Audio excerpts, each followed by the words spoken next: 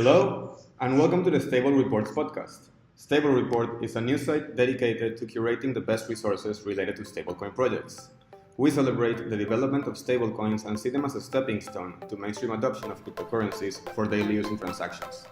If you'd like to get acquainted with what stablecoins are, visit our website or follow us on Twitter at Stable Report, and let us know what you think.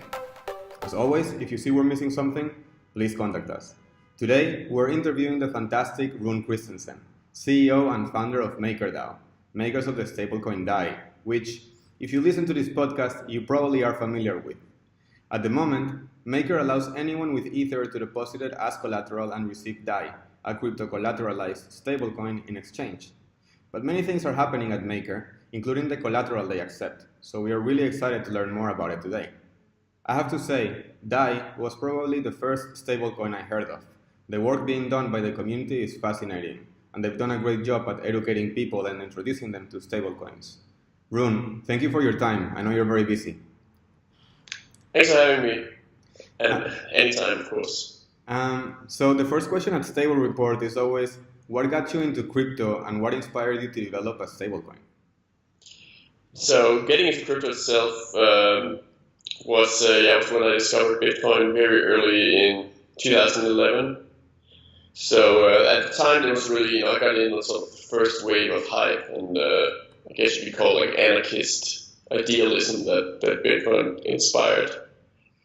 And I really, stayed engaged in the space throughout this entire time. So initially, I was really into Bitcoin. Then eventually, and it was actually after like one of the bigger bubbles, I think in 2014, as I realized a massive gain from my Bitcoin holdings, but then also basically saw all of it disappear again, basically lost all my money again because I just held through a downturn.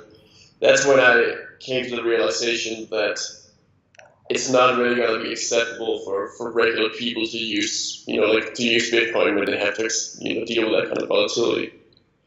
So me and a lot of other people jumped to this project called BitShares, which at the time was this brand new project that just had invented the first stablecoin called BitUSD, and that really uses this very, it's like the very basic mechanic of how crypto-collateralized stablecoins work, right? Where you put up BitShares as collateral, then you create BitUSD stablecoins that are paired to one USD. However, the BitShares project, for various reasons, stagnated to some degree. And then me, and as well as some others from the ecosystem and even some from the development team of BitShares, went to Ethereum when that came about and decided to basically take the best BitShares and put it on Ethereum. So that was the stablecoin component. And then we developed that even further and came up with the concept of the multi-collateralized stablecoin, as well as the dynamic community-controlled governance that has this like heavy focus on proper risk assessment and management. That's fascinating. I have to ask, I'm curious, how did you come up with the name Maker and DAI? Yeah, so I guess the whole story is that originally it was called $. So that was like the original name for the project, right? And then Maker was kind of like this, was the name for the DAO behind the $. That was going to support its liquidity, because in the beginning the focus was really that, like nowadays, Maker and the DAO's focus is on risk assessment and risk management. But initially, it was really meant to be to support liquidity in some way. So it was called Maker because it's taken from market maker. So that's really like. Oh, cool! Very cool. So that's where that's derived from. But then the second thing that happened was that we decided that we didn't want to be pegged to the US dollar. So we actually moved to peg the stablecoin to the SDR because we thought that was more international and it was going to be more like stable on a global scale. So we also wanted a different name that sort of represented that this stablecoin was its own thing. And thirdly, at the time, we believed that the main focus was to be China. So like the entire product should be based mostly around delivering a product to the Chinese, who had this unique demand for stablecoins because of the conditions there. And well, it then turned out that later we actually, so DAI is a Chinese word for basically lend, also provide capital for a loan. So Ah, wow. So it kind of represents that the stablecoin was created out of collateral in a credit market. And then we eventually went back to being pegged to the US dollar initially, although the goal is actually that later DAI will eventually move to its own universal CPI basket or currency basket for this type of global stability. Once we have like the ability to create what we call synthetic fiat, so like second layer stablecoins that are pegged to various local currencies, because obviously there's just there has to be a USD pegged stablecoin if you have like a stablecoin product line, because it's just the most popular currency. Absolutely. But I do also agree that there needs to come a future where we do not have to peg to the dollar and just create our own peg somehow. So I'm excited to see how that develops. I'm curious. You mentioned China as the initial market, and I also know that you opened recently an office in Argentina as well. How many people are working at DAI full time, and how distributed is the team? Yeah, so it's a very big team and it's very distributed. And originally it was really for almost 2 years, it was just entirely distributed, and we were just people from all over the world working from home, basically. And at the time, really, for the most of the time in the organization, we didn't really consider ourselves like a company or like an organization, even really, but just community members in the DAO. That's awesome. But today we have really significantly normalized with like a proper business function in the organization, and we've set up offices in we now have offices in 7 countries. So we have 7 locations: right? Santa Cruz, New York, Buenos Aires, London, Copenhagen, Warsaw, Shanghai. And then we also have distributed team members a whole bunch of distributed team members in a lot of other locations. And the total full-time workforce, if you also count contractors, is somewhere between 70 and 80 people. So it's really big and it's growing really fast. I mean, we've added 20 people up in 20 sort of core full-time employees in the last 3 months. And we plan to just continue to grow this rate because it's actually, a lot of the bandwidth at this point is all about, it's not really that the core system needs to be developed so much anymore. It's more like we are at a point where we need a lot of people to basically help us integrate in the economy and then also reach out in the various regions. So we need to set up a lot of local, local community management and integrations and business development in all these, all the various markets. Yeah. That just have this natural need for stablecoin. It's fascinating. I really love the community behind Maker. 3 years ago, you could count the stablecoin projects with your hands, but today there's over 70 projects. What do you make of that? Is it a positive development or a negative development? That's definitely a positive development in the sense that it means that people are realizing how important stablecoins are for the ecosystem. Because that's really what we knew from the beginning, right? Is that the stablecoin is kind of one of the very central building blocks of the blockchain economy. Just like the blockchains themselves, it's just like a fundamental, it's a fundamentally necessary technology if you want to build decentralized applications. And especially in the sense that, if you build, let's say, you create this super awesome decentralized blockchain, but you then start using something like Tether or a centralized stablecoin on it, you're actually negating all the benefits of the blockchain itself, because the stablecoin isn't right. If the money you're using on the platform isn't decentralized, then the dApps you build on top of it are not going to be decentralized either. They're just going to be built on whatever centralized type of money you have available. So a proper decentralized stablecoin is as important as the blockchain technology itself in terms of getting decentralized applications into to actually do stuff in the real world. Interesting.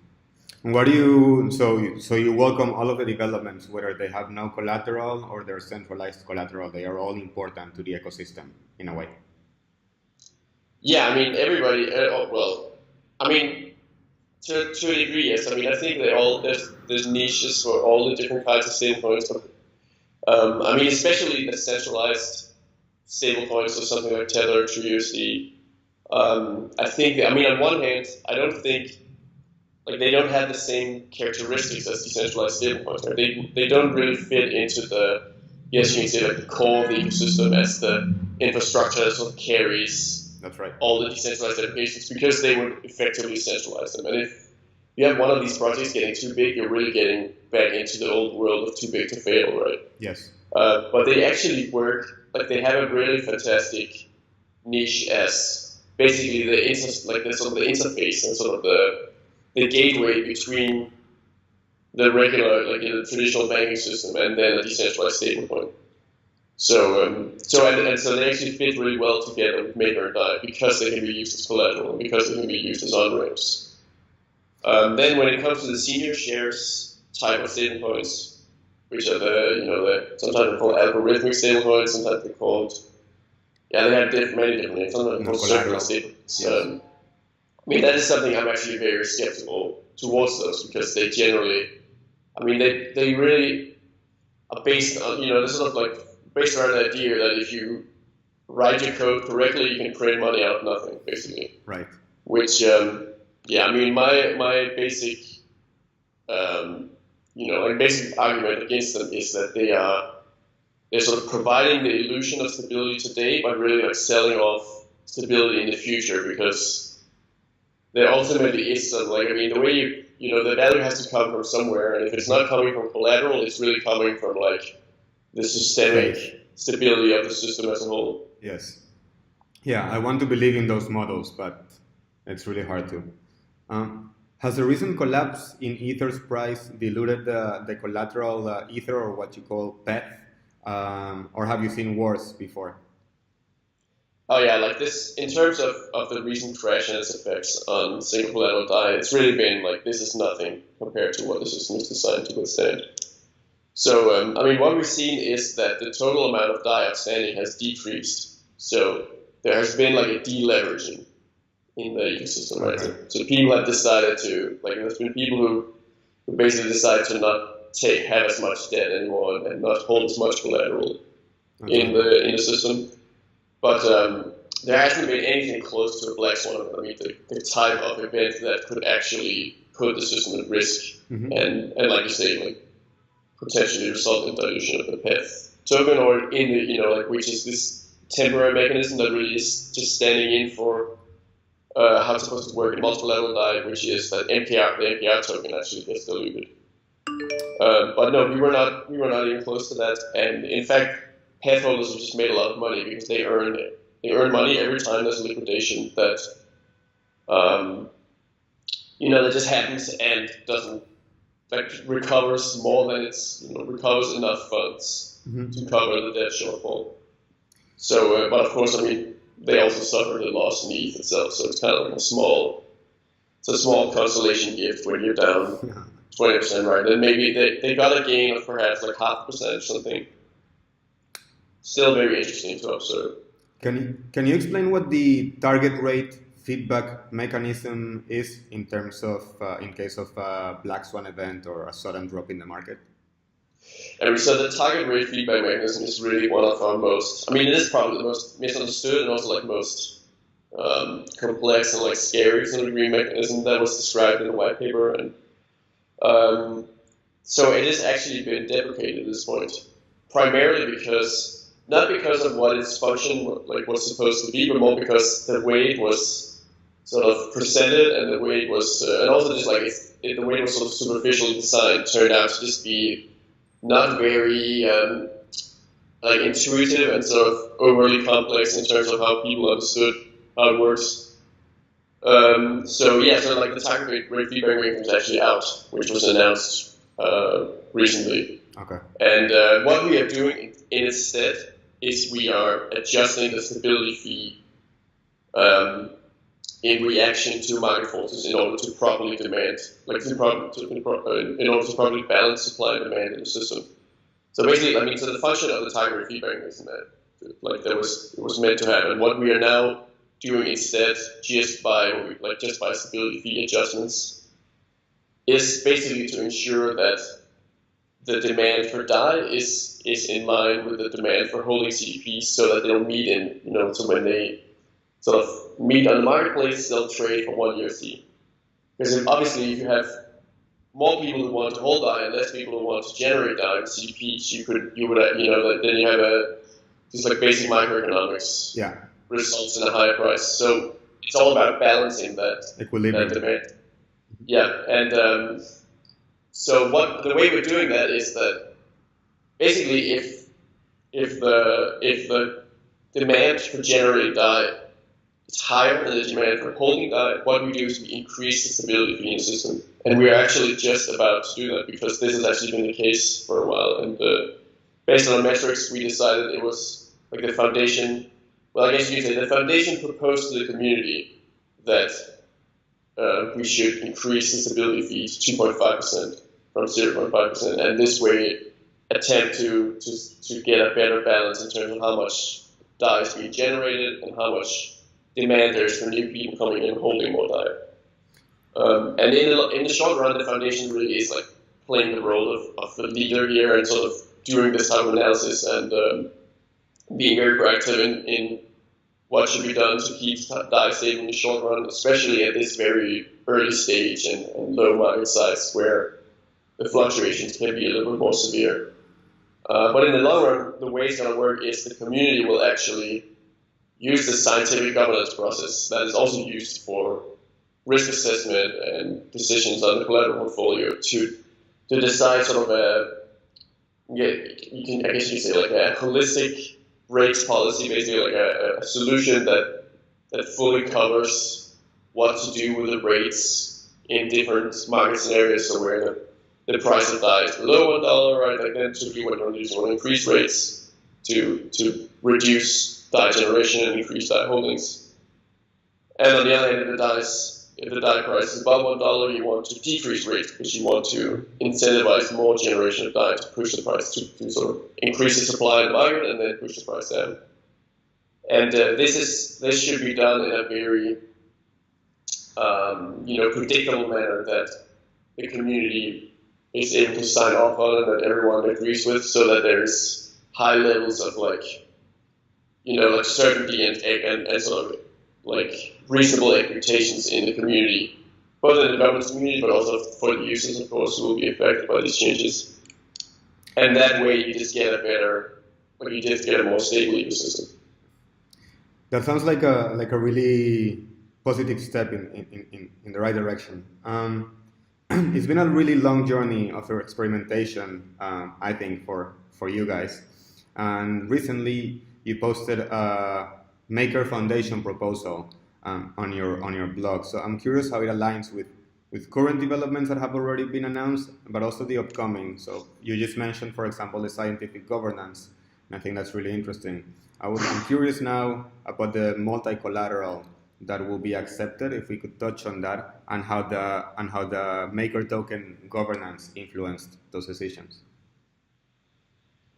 Yeah, so in terms of how multi-collateral is going to work, so first of all, like the main principle is that basically anything that isn't a scam, like anything that isn't a scam coin, should actually go into the collateral portfolio, because it's not really a question of what you accept the collateral. It's like which terms do you accept it on, right? So you can have this really really highly experimental and high risk token. You can still use it as collateral because you're just going to set it with very high collateral requirements and then a very high stability fee and sort of hedge the risk in that way. So our goal is really to accept pretty much any token in existence as collateral and just have the collateral portfolio be as diversified as possible. But of course, the real interest in terms of how we want to grow the portfolio is to really move towards the different types of assets than just like the classical ICO coins coming out of Ethereum, but really more towards this trend of tokenization of real world assets that will then be brought sort of from the real world onto Ethereum. Because that's where we really get interesting stuff like safe haven assets and more low risk stuff. Like a good example right now is like the Digix Gold token, which is a currently existing like tokenized commodity that really gives us a different risk profile that helps with diversification in the collateral portfolio. So another initiative is actually something we're doing ourselves, which is our partnership with TradeShift. Could you repeat that? I couldn't hear. So we're doing a partnership with TradeShift, which is a supply chain platform to provide actually sort of blockchain-powered trade finance with them that will result in these tokenized invoices. So tokens that represent receivables by small businesses in like small suppliers, for instance, in a global supply chain, who are seeking trade finance, and as a result of turning to the blockchain, tokenizing the invoice and selling it off to blockchain investors. What's really interesting is that so not only are we building this DAI-powered new financial instrument that's like an interesting token with different characteristics compared to, let's say, ICO tokens, right? But also these tokens will eventually be available as collateral in the system. So they will also provide a very interesting type of asset with a different risk profile that's more like low risk and like decent returns, like again maybe you can say medium risk, medium return type of asset.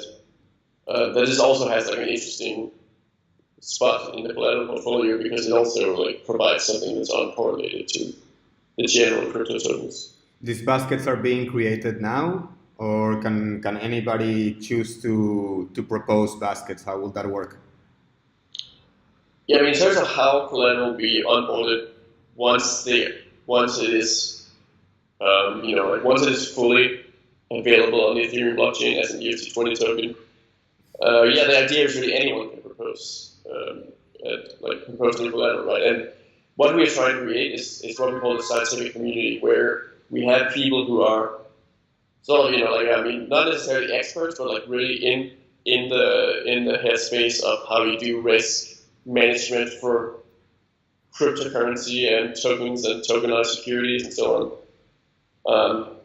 Within every quarter sort of come to consensus on what are the new tokens that should be added this quarter. And they'll both be a platform for sort of independent researchers to come in with their own suggestions, but also even companies and projects themselves coming with their own proposals and basically saying, hey guys, look, this is our token, here's some data, and you do a risk assessment. And in almost every case, there'll always be a risk assessment of pretty much anything. It's just, again, like I said, right, it's not about what you add as collateral, it's about what terms you give that collateral. Absolutely. Another topic that caught my attention in the proposal is the 20% donation principle. Could you share a bit about the motivations behind that? Yeah, I mean, so actually we just announced yesterday that we are actually stepping back from that a little bit and compromising on the whole principle. This was done in reaction to community feedback, both in terms of people being, like a lot of people being skeptical about it, as well as we're not really seeing the positive reaction we were expecting, like the level of community commitment or the support for it that we were expecting. So the logic behind this, like the 20% principle, and the idea that there should be this like level of like an element of altruism, an element of charity in the governance process, is that the governance process itself is actually somewhat altruistic to an extent, because you ultimately, it's not possible to design a system that directly just automatically rewards and incentivizes good governance, because you can't design an algorithm that decides whether or not something is good governance or bad governance, right? So ultimately, we have to just count on people participating in governance out of their own interest and sort of out of their own desire to just help make the system more stable and make the economy more stable and so on. Which in many cases, they can be very incentivized by holding it down, of course, but it's still sort of the marginal cost and the marginal benefit of actually providing a governance is still something where you have to rely on this community spirit and this desire to participate in the community. The problem was just that, it's basically that it's a very early stage for us to begin having these grand thoughts about how we want to allocate so much money to charity.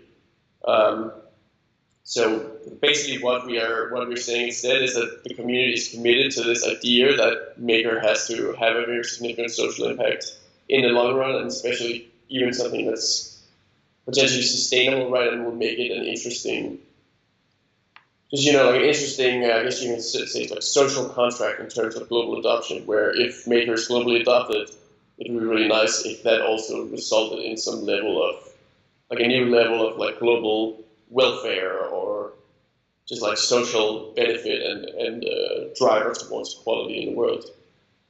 But rather than try to reach consensus on that now and try to sort of push something, like make these commitments at this current very early stage, we'd rather focus on growth and adoption and sort of focus on immediate short-term issues and goals we have to get past. And then once we're past that and we've reached a size where it actually makes sense and where something like a 20% principle would have a real impact, then we can revisit the whole question and then have the community properly decide for itself, rather than having a foundation, like setting too strong a direction at this early stage. As an investor, what makes more sense for me if I would like to invest in Maker and get a return? Should I purchase a Maker token or should I hold collateral?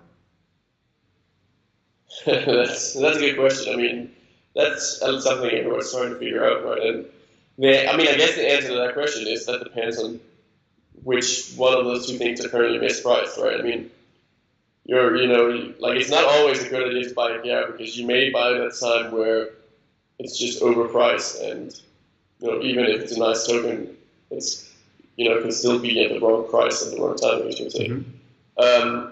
I guess. Well, I mean, no. Actually, the real answer is you should do both, because that's always how you should approach investing, right? You need to diversify and have have different types of risk profiles in your portfolio. So, I guess NPR has a really interesting spot in most investment portfolios because it is this on one hand it's its gains are very diversified because it sort of earns income from all over the economy, but then at the same time it's also a very high risk thing that has the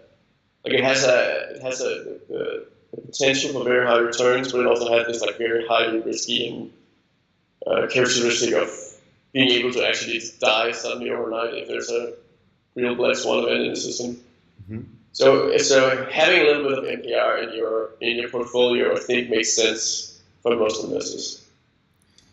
So it's been really hard to keep up with all of the announcements coming out of MakerDAO, and really congratulations for that. The last one that we just heard of this week was a partnership with Wire for an OnOff Ramp. Can you quickly touch on the motivations behind that and the aligned goals between the two organizations? Yeah, so the Wire partnership is really interesting and a really big milestone for us because it marks the first time that a proper user-friendly fiat on and off ramp integrates a stablecoin like that, and also Wire's specialty really is servicing businesses and servicing them at high volume and at lowest possible fees. So what this means is, first of all, it does mean that for a regular person, for regular users, there's now going to be a much easier time moving into DAI if you want to purchase some DAI to then go and trade on a decentralized exchange, for instance. But also if you want to, take out a loan with your CDP and then go and buy something, in the real world with that money. So let's say, we've had, in the past, we've had these stories of people, financing a car, for instance, so basically taking out a car loan with CDP. And the hurdle they've always had to deal with was that after generating the DAI with the CDP, they'd have to then again purchase ETH, and then take that ETH and immediately sell it for US dollars. So they kind of have to do these pointless step and pay a lot of extra spreads there. So it's really nice to be able to have this just direct, bridge from DAI into US dollars, for instance, or into fiat, where you don't have to deal with those big spreads of going through ETH several times. Just makes it cheaper and also more convenient to use CDPs to borrow money for some real world approaches. Is Maker considering in its timeline getting more involved in the developing world, or is it already, and perhaps I'm not aware of it? Yeah, I mean, so that is kind of, I mean, that was really one of the main ideas behind the 20% principle, and it's kind of what we wanted to keep. So we wanted to move away from the explicit allocation of 20% of the funds. So sort of the hard commitment of that to charity, but rather instead create it, like make it a principle that we want to make sure that our technology is aggressively grown and spread and adopted in like by the unbanked and in the developing world. Because I mean that's where a lot of the potential is. So it's a really interesting, just like a really interesting use case and a really big, like a low-hanging fruit, right? Like there's big potential there in terms of getting a lot of users quickly and providing real value in their everyday lives. We're looking at how to actually approach this, because obviously it's a little bit more difficult to actually reach people at a large scale. You need sort of the right infrastructure. Mm-hmm. And it is actually the case that we are like one of the main avenues we're looking at is to like partner with charity and sort of be involved in charity. For instance, we are also, one of our partnerships is working with Consensus on Bifrost, which is this, I guess you could call it like a remittance platform for charities that makes it easy for them to send money to crisis zones or like impact areas and get cash on the ground, and then actually use DAO as an infrastructure for this. And as a side effect of them using this, like using Bifrost to get cash on the ground that they can then hand out to people on the ground, the beginnings of the DAO infrastructure will also be set up. So sort of the beginnings of the infrastructure that will eventually help facilitate such an area to move, to sort of leapfrog the banking system and just move to completely adopt stablecoins and a fully digital economy. So that's really exciting to have that capability to start setting up these networks. And absolutely. The big question is really how do we accelerate it even further, right? And like really get adoption out on the ground. And we're looking at different, there's different approaches, right? There's something like hand out smartphones to people and hand out DAOs to them. Another thing is to focus on merchants and kind of try to get a lot of merchant adoption. And we are actually looking at Venezuela for that. Or rather, it's actually because Dash, so the well-known cryptocurrency called Dash, are doing this program where they are just like pushing out heavily to merchants in Venezuela to get them to adopt Dash. And it actually looks like that approach is working, where you just go out and you just like literally pay people to walk around on the ground and just like knock on the door of merchants and be like, hey guys, you should accept our crypto. I think it's going to take time to help to reach the developing nations, just like it's going to take time to go mainstream. But in terms of Dash in Venezuela, I commend their work in terms of educating the population. But in terms of actual adoption, I don't know how much traction they're actually having and how much it's noise. But it's amazing that the community, that the people in the ground are there educating people about what cryptocurrencies are, and that's something that we need as well. Thank you very much, Rune. And remember, if you'd like to learn more about this project, visit them at MakerDAO.com, follow them on Twitter at MakerDAO, chat with the community at chat.makerdao.com, or go down the rabbit hole on Reddit at reddit.com/r/MakerDAO. Thank you, Rune. Thank you.